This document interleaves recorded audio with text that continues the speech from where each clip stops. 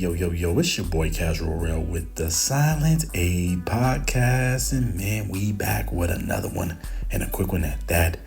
Hit that like button, subscribe. Let us keep growing this channel and always comment below as we keep getting into it. And for this topic, we're hitting on rebuilding the bomb squad, aka Deontay the Bronze Bomber Wilder, as he has announced we're coming back April 2025, fighting on Black Prime. At least that's what the rumors say, and a lot of strong resources and outlets are saying he is returning. He's coming back in April 2025 to fight on the new platform, Black Prime. Many of us have seen Terrence Bud Crawford fight on Black Prime a couple years ago, as they paid him out $10 million to fight Evanesian. And they're saying here they're rebuilding with Devin the Dream Haney, who definitely signed and that's confirmed to be fighting on Black Prime. I believe he'll be fighting in March as his return to the ring to get it on with an unnamed opponent at this time. And then they've also announced Deontay the Bronze Bomber Wilder coming to their platform. Hey, that is a big step up for Black Prime. They're getting some big names in boxing to come over there. Deontay and Devin Haney, although they have struggled losses in the past year, they're still big names in the division and still bring some type of excitement and controversy to the sport. With that said, back to Deontay the Bronze Bomber Wilder. It's unknown about his opponent right now. It was rumored to be Stephen Big Shot Shaw to get it on with him, but in our opinion, I don't think that's going to happen. They were stablemates for a long time, sparring partners for at least, I believe, 6 years, and that's something that we really don't want to see. I hate seeing sparring partners go at it, regardless of who it is, if they're on a comeback or build up. I hate seeing sparring partners. The same reason I didn't really like the Helenius fight for Deontay. It really proves nothing. You've seen that person in the ring multiple times, and you're really just comfortable with them. It proves nothing. It proves that you can't implement the new things you've been working on, right?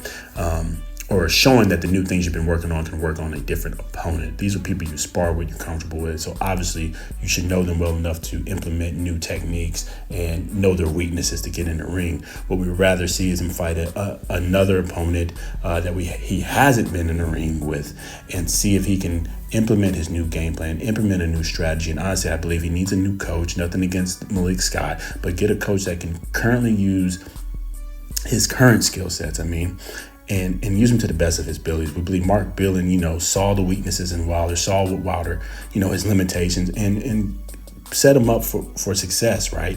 To at least use those limitations and deliver that right hand, deliver that bomb, build on his strengths there. That right hand is unmatched. And he put him in a position to where he could deliver that bomb, deliver that right hand on the chin in the right spot, and be successful in the sport of boxing, even with his limited boxing skills. I think he needs to go back to that, not saying Mark Breland, but go back to a structured trainer that can work on those limitations, not trying to turn him into a boxer overnight, what Malik Scott has tried to do. Don't get me wrong, he's got some good things going on over there, but it's too late for Wilder. We need to work on what he's got and help him deliver that and mask that right hand, deliver it in different ways that he can get these knockouts again. Honestly, I believe Derrick James will be a great coach for him, disciplined, and he works with straightforward fighters who, not necessarily saying they're stiff, but, they're a little limited on how they can move and be flexible, but keep that left hand up if they're obviously orthodox, and defend themselves appropriately, because Wilder definitely needs to work on his defense. He obviously has no solid head movement. He always leans back. But if he can work on that straightforward style, keep position, keep that left hand disciplined to defend as best as he can, and mask different, combinations to deliver that right hand straight, straight down the pipe. That's what Derrick James does. Look at Errol Spence. Look at Jermell Charlos. They're straightforward fighters, straight meat and potatoes. They keep that hand up, they move around, stay disciplined, and keep their body core tight, block the shots as best as they can, and deliver, their shots. Now, those are better boxers, obviously, than what Deontay Bronze Bomber Wilder is, but I think he needs somebody like that can give him straight meat and potatoes, because that's all Deontay is. He can probably just do a 1-2, double up the jab here and there, go to the body, but he needs to keep that discipline with that left hand up and deliver the straight right. But regardless of the coach there, obviously he needs one, and he goes with Malik Scott. Okay, we have heard rumors of Harper who's been a decent little opponent for others, entry level fighter, possibly getting that ticket for Deontay the Bronze Bomber Wilder in April. But regardless of who he gets, it does need to be at a lower level. We're obviously there now. He lost to Parker, lost to Zhang by via knockout. It's time for Wilder. He earned it now. He needs a good little give me fight. He needs to fight somebody with no power. Somebody that's 50-50. I mean, obviously in the heavyweight division, anybody can throw a KO. The one shot is everything in there. But he needs somebody with no power, who can move a little bit, got a little size on him, maybe 230 pounds or less, maybe 240. Not a world beater, but who has a decent chin that he can work on some things in that ring, get his confidence back. He needs that old thing back. He needs that confidence back. He needs to know he can still knock these guys out, work on that. Get a little touch me up fight in April, probably come right back in June or July with another similar style fight. Kind of what Tyson Fury did when he came back after his drinking binge and everything. He fought some no names and got his confidence up there and went straight into that Wilder first fight. This is what Wilder needs. Build that confidence up, and then by the end of the year, he might be ready for a decent contender and step up, maybe a Dillian White or a Gerald Miller or big baby Jared Anderson at this point. Fight some of those guys towards the end of the year, early next year. I think he needs, especially going to a new platform, get his name back growing. He needs to fight in the South, either Atlanta or Alabama, get a decent little name on there so he can work on his new things, actually implement it. He had too much layoff in between the time for Helenius to Parker. It was over a year. That's not enough time to implement on those type of world level beaters. They threw him straight in there, and that come find out season over there in Riyadh season. It was too much, too big of a guy, especially for somebody like him who has limited boxing skills, right? And then you turn around and go straight into the Zhang Bang fight, you know what I'm saying, in June.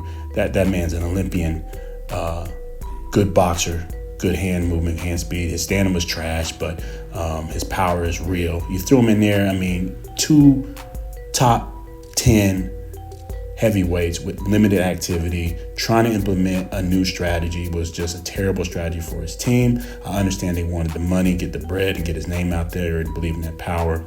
That was the wrong move. Really, after the Joseph Parker loss, at least, he probably should have took a quick little tune-up, mid-tier fighter, work on them things, get that confidence going, then maybe go to the Zane. But with that said, man, Wilder's back, April 2025, Black Prime, BLAK Prime to be exact. New platform. He's still getting to the bread, still getting that money. That's good for him. I'm for any boxer, any fighter getting to the bag. These guys, work hard for what they do. It's a risky sport. That and MMA are, those two risky sports right there that, these guys lay it out there. But with that said, man, it needs to be a mid-tier fighter is the who. I do not want Stephen Big Shot Shaw. That's another sparring partner who's just going to lay down. I don't want that. I want somebody that is going to come in there with some, nothing to lose, but also isn't a world beater. Let him work on some things, get the knockout or get the unanimous decision victory, move on to a fight this summer, still in the South, work that up. Maybe a little step up in name, maybe like a Mack truck or names get tight after that. Because when you start going up, it gets a little real. But like a Mag Truck or DeVaco or somebody like that, get them off in June, and then maybe this time, October, November, into 2025, fight 3 times this year. Maybe he gets a person like Andy Ruiz. It's perfect time to get the Andy Ruiz fight going. Now, my wish list, and it's going to be the last thing we hit on because we're talking a little long. I would have preferred to see the Anthony AJ Joshua fight this year. Deontay, Bronze Bomber, Anthony AJ Joshua, get it on. We've been waiting too long. This is the perfect time. They both came off vicious knockout losses in 2024. This is the perfect time, but obviously AJ's looking at Fury. I really don't like that fight. It's not even that interesting, at least over here in the States. I know UK probably wants it, but honestly, AJ Wilder would be perfect at this time. Fighting for dignity, fighting for respect, fighting for bragging rights. And 2 of them dropping bombs. We know that one ain't going nowhere near the distance. It's probably ending around 4 or 5 either way. Lean a little bit more heavily towards Anthony, just with his boxing skill set. But both chins are both chins are, susceptible to being touched and being hit and being knocked out, and that's what make that fight great. Honestly, that should be the fight of the year for 2025. Finally, Anthony AJ Joshua versus Wilder. But for some reason, these two brothers don't feel like they want to get it on. Neither do their teams. It's always something in the way. But either way, we talked way too long on this one as we're rebuilding that bomb. Get them 2 good touches. End of the year, going to a decent contender fight. It could be Dillian White or Andy Ruiz. Finally get that cracking around October, November. Build them back up, get that confidence back, get that old thing back, bring back that bomb squad, and get things going. Anyway, man, it's your boy Casual Real with the Silent A Podcast. Until the next time, peace.